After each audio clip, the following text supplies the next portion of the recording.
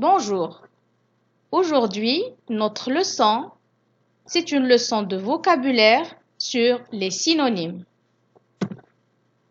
Alors, qu'est-ce qu'un synonyme? Les synonymes sont des mots qui ont un sens très proche ou identique. On dit qu'ils ont un sens voisin.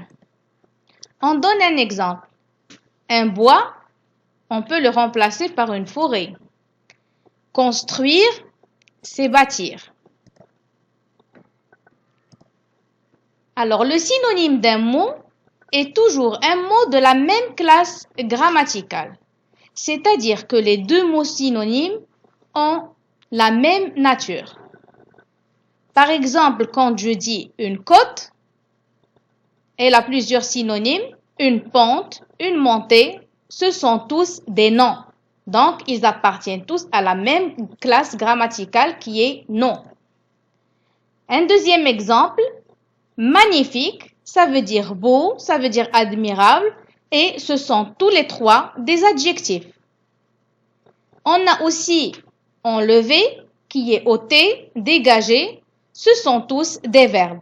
Donc, les synonymes doivent appartenir tous à la même classe grammaticale, ils ont la même nature.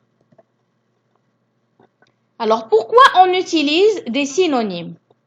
Les synonymes sont souvent utilisés pour éviter la répétition et améliorer le style de rédaction.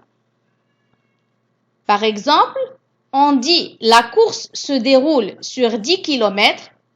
Pour ne pas répéter le mot course, on va essayer de le remplacer par parcours et on va dire la course se déroule sur 10 km, c'est un parcours difficile.